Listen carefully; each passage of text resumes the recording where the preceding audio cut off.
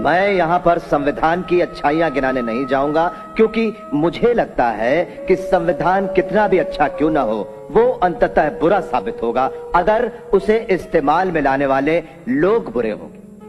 और संविधान कितना भी बुरा क्यों ना हो, वो अंततः अच्छा साबित होगा अगर उसे इस्तेमाल में लाने वाले लोग अच्छे होंगे। इसलिए जनता और उसके राजनीतिक दलों की भूमिका को संदर्भ में लाए बिना संविधान पर कोई भी निर्णय देना या कोई भी टिप्पणी करना मेरे विचार में व्यर्थ होगा।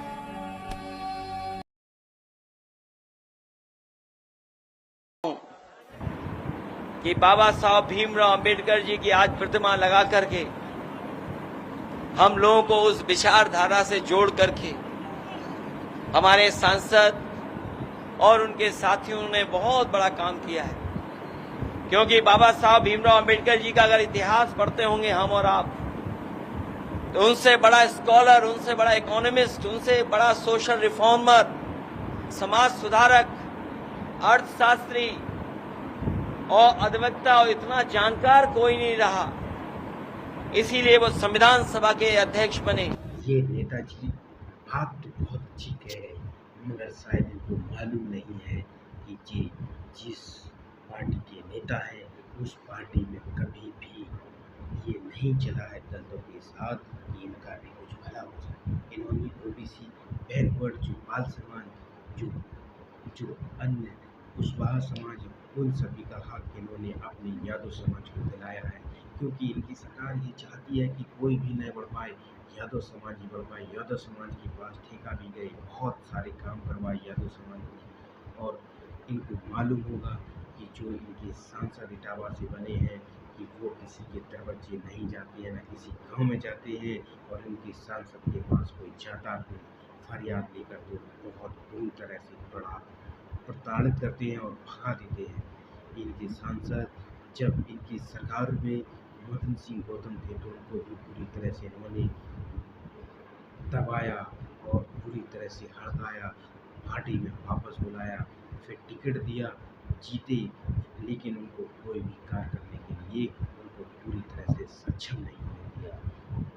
ये वही पार्टी के नेता हैं जो पार्टी कभी भी बिना पैसे के नौकरी नहीं दिया करती थी।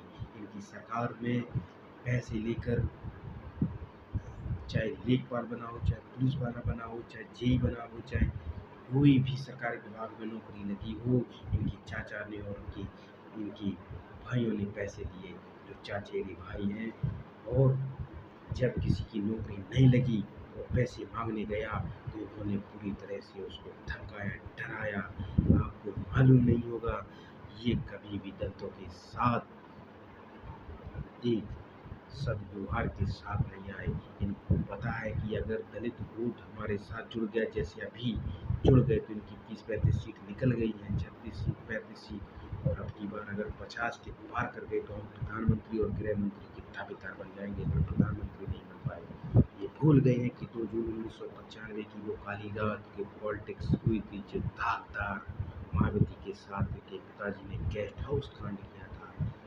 क्या बीती होगी उस रात को जब मायावती पूरी तरह से भीतर ही भीतर कांप रही थी। ये भूल गए थे कि जब मायावती विधायक होते हुए भी इनके पिताजी और इनके चाचा जी का पूरा हाथ था, उनको पूरी तरह से प्रताड़ित करेंगे। 2 जून 1995 की उस काली रात की बात है। लखनऊ गेस्ट हाउस में मायावती ने सोचा कि आज अगर हम अपनी पूरी सरकार बनाते हैं, मायावती जी को लग रहा था कि उत्तर प्रदेश में हमारी सरकार बन जाएगी, और वो अपनी सरकार बनाने के लिए अपने विधायक दल के साथ उस गेस्ट हाउस में वार्तालाप चल रही थी, मीटिंग चल रही थी। मगर इनकी लोगों को पता चलता है तो इनके लोग वहाँ पर गेस्ट हाउस को घेरते हैं। गेस्ट हाउस में धमकाते हैं, डराते हैं, और मायावती जी अंदर ही अंदर पूरी तरह से टूट गई। जब टूट गई तो उनको डर लगा, सहमी कि आज क्या होने वाला है, क्या होगा, ये तो रब ही जाने।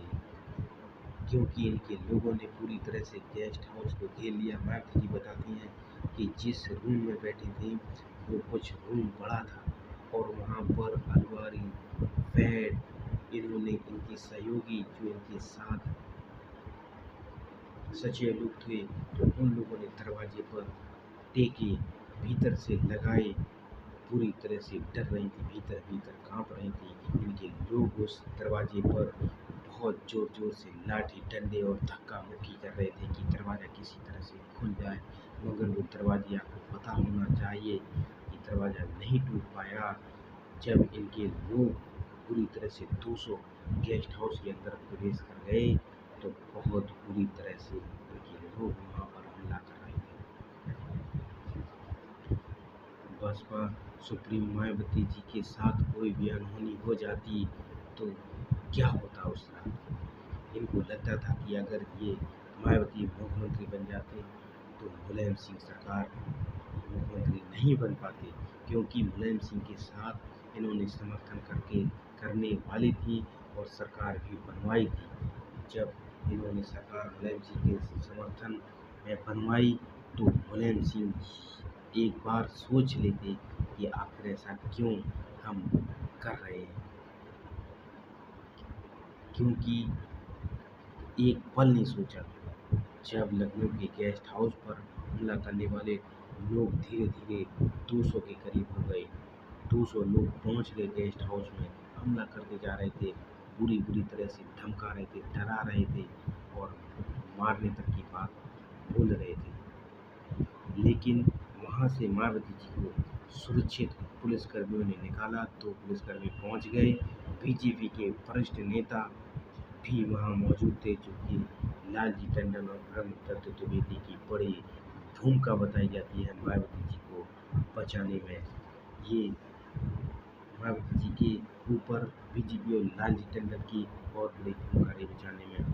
तुरंत मायावती जी ने लखनऊ के एसपी और डीजीपी को तुरंत संज्ञान लेने के बाद सस्पेंड करा दिया और 3 जून 1995 को बीजेपी के साथ मायावती जी ने सरकार बना ली और सपा के साथ समर्थन तोड़ दिया।